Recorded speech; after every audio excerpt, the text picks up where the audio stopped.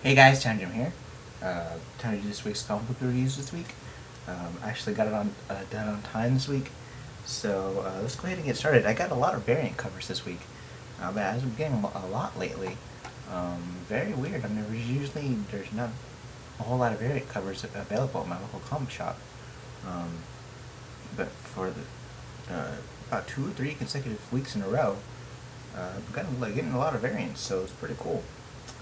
So let's get started with the first variant I got, and end of the series right here, Daredevil Noir, number 4.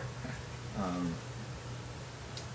Last issue, at the very end, we find out who the Bullseye Killer was, and it happens to be a girl. It happens to be the girl that Daredevil was interested in it in.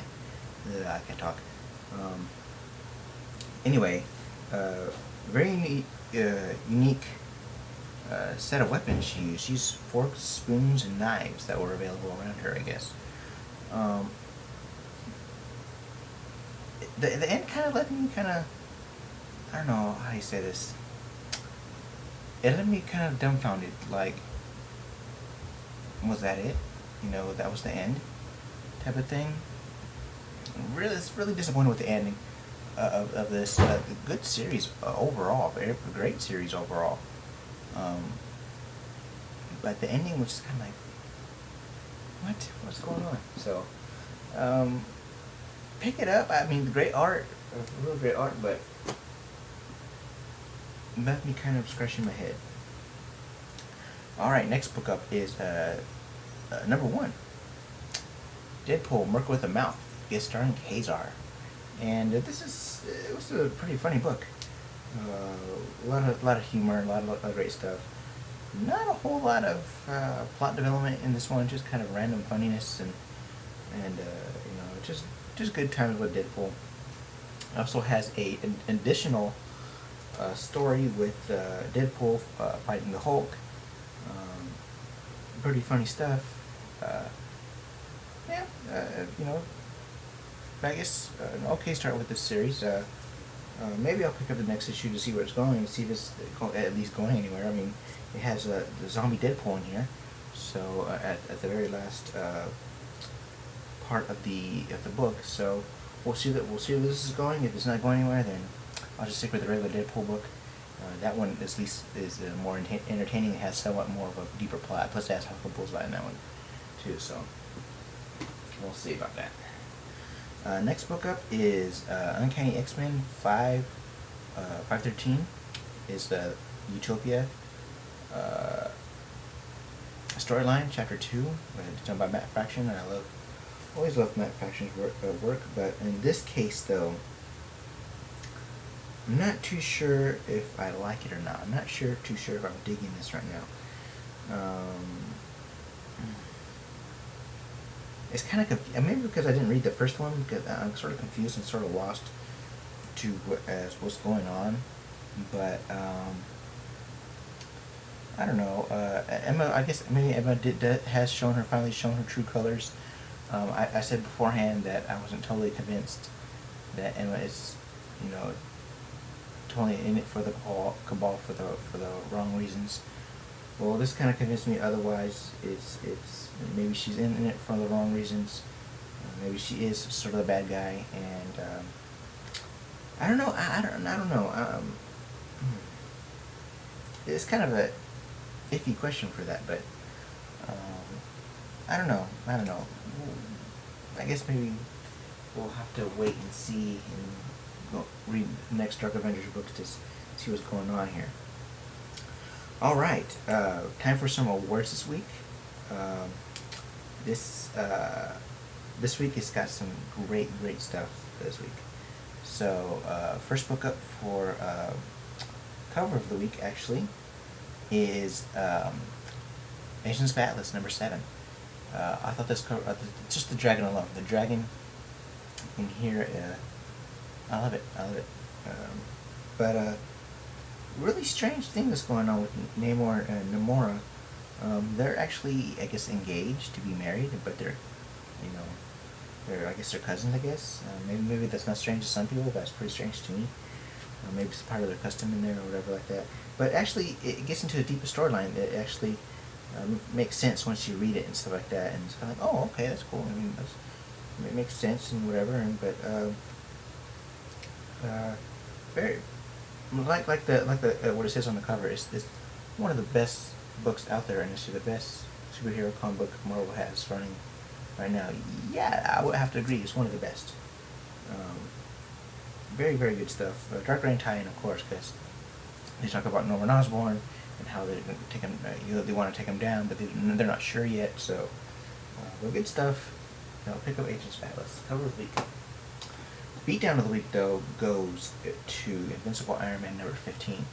This was a good read. This was awesome stuff because, man, let me just say this. It's interesting to see what ex-girlfriends can do when they're really mad at you. This includes Madame Mask, who you see on the cover, going after Tony Stark. Man, does he make him pay big time. It's just very, very funny and very cool just to see that.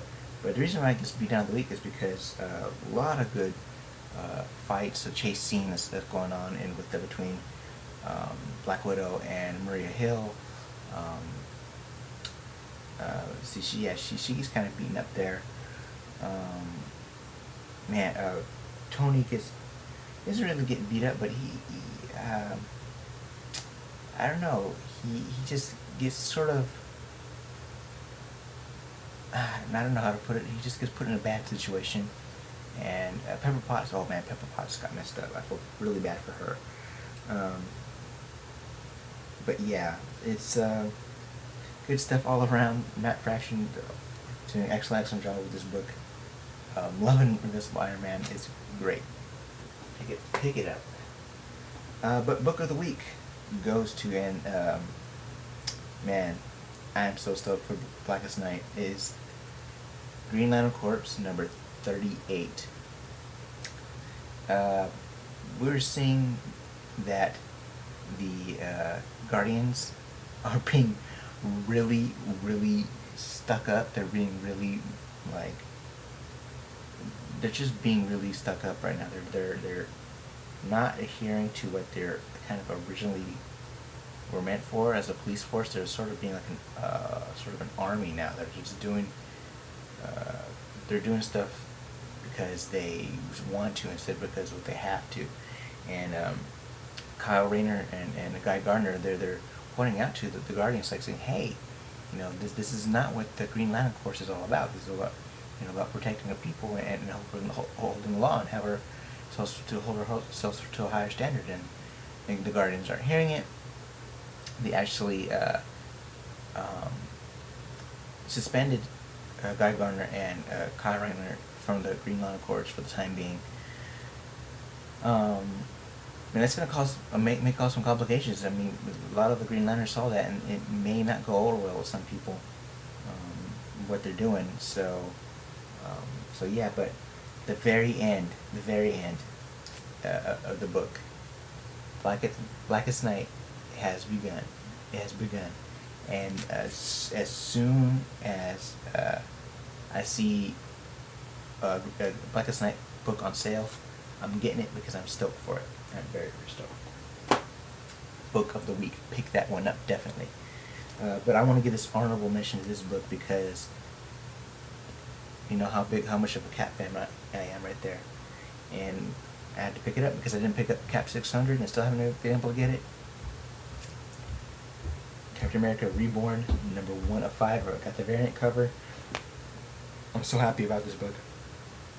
It seems to me that a lot of what's happening in Dark Reign is sort of intertwined with this, because a lot of the heroes that got underground are kind of secretly trying to want to bring Cap back to life, or they found out that there's a way to bring him back, that he didn't really die. I don't know if that makes sense or not. It really doesn't make sense to me either, but good stuff. But Brian Hitch is doing the artwork, which I love his work, and Ed Brubaker. Can't go wrong with Ed Brubaker. Alright guys, see you guys later. Tangent signing out. Take care, guys. Talk to you guys soon. Talk to you guys later. Bye.